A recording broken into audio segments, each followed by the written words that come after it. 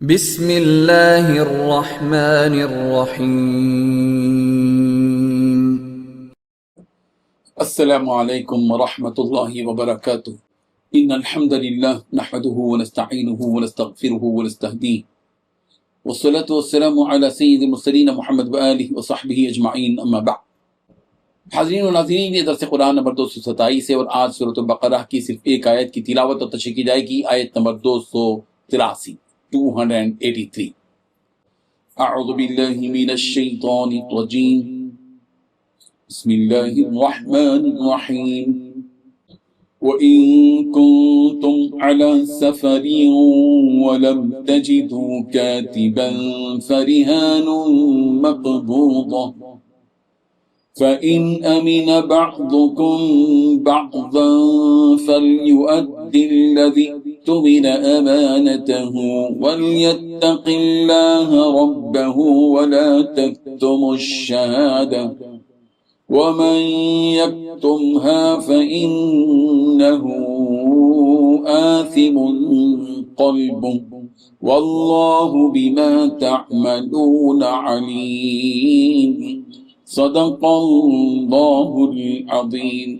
لفظی ترجمہ یوں ہے، وَإِن كُنتُمْ، اور اگر تم ہو، عَلَى سَفَرٍ، سفر پر، وَلَمْ تَجِدُوا، اور تم نہ پاؤ، کاتباً، معاملہ لکھنے کو، فَرِحَانٌ، تو رہن کی چیزیں، مقبوضہ، قبضے میں دے دی جائیں، فَإِنْ أَمِنَ بَعْضُكُمْ، پس اگر تم میں سے ایک اطمینان کرے، بَعْضًا، دوسرے پر، فَلْيُؤَدِّ، تو ادا کر دے، الَّذِي اؤْتُمِنَ، جس کو امانت دار سمجھا گیا ہے، امانتہ، اس کی امانت کو، وَلْيَتَّقِ اللَّهَ، اور اللہ سے ڈرے، رَبَّهُ، جو کہ اس کا رب ہے، وَلَا تَكْتُمُوا الشَّهَادَةَ، اور گواہی کو مت چھپاؤ، وَمَنْ يَكْتُمْهَا، اور جو شخص گواہی کو چھپائے گا، فَإِنَّهُ آثِمٌ قَلْبُهُ، تو اس کا دل گنہگار ہوگا، وَاللَّهُ بِمَا تَعْمَلُونَ عَلِيمٌ، اور اللہ جو کچھ تم کرتے ہو جاننے والا ہے۔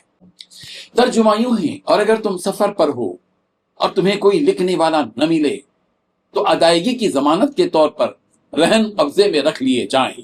ہاں، اگر تم ایک دوسرے پر بھروسہ کرو تو جس پر بھی بھروسہ کیا گیا ہے وہ اپنی امانت ٹھیک ٹھیک ادا کرے، اور اللہ سے ڈرے جو اس کا پروردگار ہے، اور گواہی کو مت چھپاؤ، اور جو گواہی کو چھپائے گا وہ گنہگار دل کا حامل ہوگا، اور جو عمل بھی تم کرتے ہو اللہ اس سے خوب واقف۔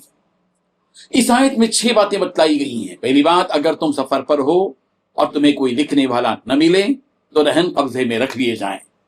دوسری بات، ہاں، اگر تم ایک دوسرے پر بھروسہ کرو تو جس پر بھروسہ کیا گیا ہے وہ اپنی امانت اچھی طرح ادا کر دے۔ تیسری بات، اللہ سے ڈرے جو اس کا پروردگار ہے۔ چوتھی بات، گواہی کو نہ چھپاؤ۔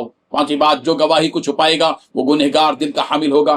چھٹی بات، جو عمل بھی تم کرتے ہو اللہ اس سے خوب واقف ہے۔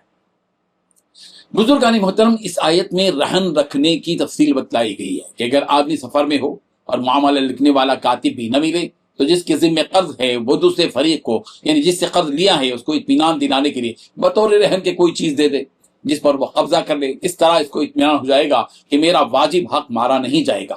یہاں سفر کا لفظ لکھا گیا ہے، اس کا مطلب یہ نہیں ہے کہ رہن صرف سفر کی صورت ہی میں درست ہے، بلکہ اگر کوئی اپنے وطن میں رہتے ہوئے بھی اطمینان کے لیے رہن رکھنے کا معاملہ کرے تو یہ بھی درست ہے۔ قرض لینے اور دینے اور دیگر معاملات میں لکھا نہیں جاتا، ایک دوسرے پر بھروسہ اور اعتماد ہوتا ہے، اور اس اعتماد کی بنیاد پر معاملہ کیا جاتا ہے۔ تو ایسی صورت میں جس پر اعتماد کر کے معاملہ کیا گیا وہ خیانت و دھوکے سے کام نہ لے اور یہ سمجھ بیٹھے کیا اب کیا ہے، پیسہ تو میرے ہاتھ میں آ گیا اور کوئی ثبوت بھی نہیں ہے، میں نہ بھی دوں گا تو چلے گا، یہ سمجھ کر ہڑپ نہ لے، بلکہ اللہ سے ڈرے۔ جب تم پر اعتماد کیا گیا تو اس اعتماد کو بحال رکھو۔